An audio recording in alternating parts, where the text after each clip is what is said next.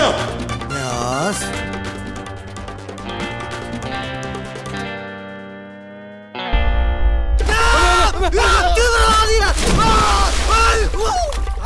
ആശാൻ ഓടരുത്. ഓടൂല.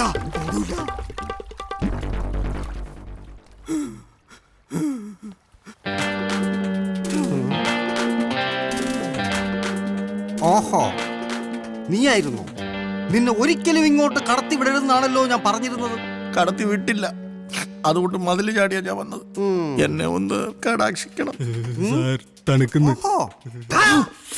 പോടാ ഗൺ മോനെ.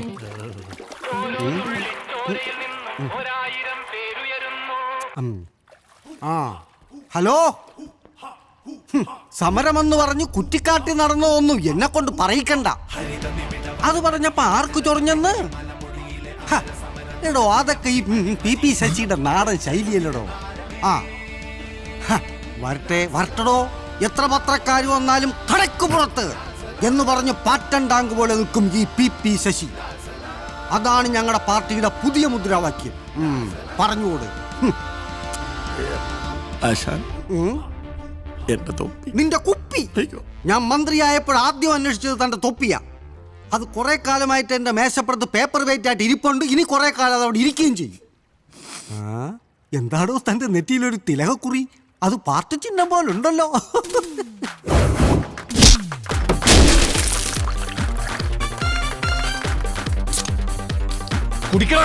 പാർട്ടിക്കാരും നാട്ടുകാരും എന്നെ സർബത്ത് പിഴിഞ്ഞൊടി പരിവാക്കി. അവരെയൊക്കെ ഞാൻ വിട്ടതാ. എനിക്ക് ഉറപ്പായിരുന്നു. 17 പ്രാവശ്യമായി ഞാൻ ആശാനെ കാണാൻ മന്ത്രിമന്ദിരത്തിലും വീട്ടിലും കയറി ഇറങ്ങുന്നു. എനിക്ക് തൊപ്പിയില്ലാതെ ജീവിക്കാൻ പറ്റില്ല.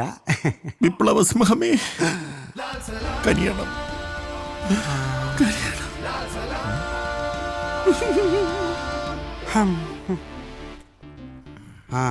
ഹൈറേഞ്ചിൽ എനിക്ക് ശത്രുക്കൾ കൂടി വരിക. കഴിഞ്ഞ ദിവസം അനങ്ങാപ്പാറ SIയെ ഒരുത്തനെടുത്ത് ഡാമിലേക്ക് എറിഞ്ഞു. ഡാമിലെ ചെമ്പല്ലികൾക്കും വാളകൾക്കും തിന്നാൻ ഞാനായിട്ട് എന്തെങ്കിലും ഇട്ടുകൊടുക്കുന്നതല്ലാതെ വേറൊരാളും ഒരു കല്ല് പോലും എടുത്തെറിയുന്നത് എനിക്കിഷ്ടമല്ല. അതുകൊണ്ട് അവിടെ എനിക്കൊരു അടിമയെ വേണം.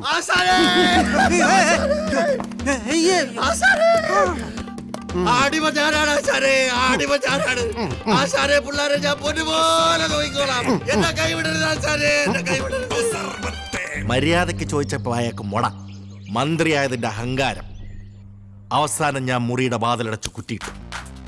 ഒന്നും മനസ്സിലാവാതെ ഒരു പൂച്ചയെ പോലെ ഇരിക്കുന്ന നമ്മുടെ ആഭ്യന്തരമന്ത്രി PP ശശി ഞാൻ കയ്യിലുണ്ടായിരുന്ന തോക്കെടുത്ത് മേശപ്പുറത്തോട്ട് വെച്ചു. എന്നിട്ടൊറ്റ ഡയലോഗാ. അല്ല, സസ്പെൻഷനിലായിരുന്ന സമയത്ത് സാറിന്റെ തോക്ക് പിടിച്ചു മേടിച്ചു വെച്ചല്ലേ? അതെ. പിന്നെ ഇതേ തോക്ക്?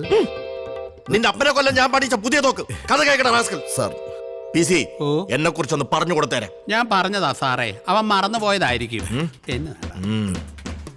അപ്പൊ നമ്മളവിടെ പറഞ്ഞു നിർത്തിയത് വെടി അല്ല, തോക്ക്. തോക്ക്.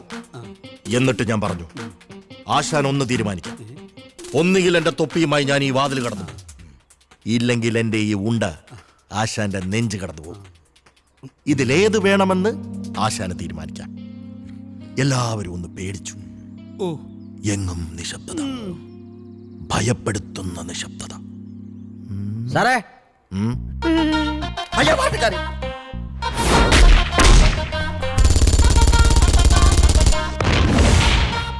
ഇവനോ? ഭർത്താവ് ഈ കുരിശായിരുന്നോ? എന്താടാ? എന്നാണ്ട് സാറേ, കറുത്തു പോയല്ലോ. സാറേ, ഞാനൊന്ന് ഒപ്പിടാൻ വേണ്ടി വന്നതാ. കാലത്തെ പോലീസ് സ്റ്റേഷനിൽ വന്ന് ഒപ്പിടാൻ നിന്നെ എന്താടാ പോലീസിലെടുത്തോ? അതല്ല സാറേ, മുൻ SI പ്രദീപ് കുമാർ സാറിന് പുള്ളിനെ ഞാൻ എടുത്തുനിന്ന് ഡാമിലേക്ക് ഇട്ടായിരുന്നു. അയ്യോ, പോയി. അങ്ങനെയാ കേസ് വന്നേക്കുന്നത്. അതിന് ഒപ്പിടണം എന്ന് പറഞ്ഞായിരുന്നു. ഒപ്പിടിപ്പിക്കട്ടെ സാർ. ഒപ്പിടാം. ഓ,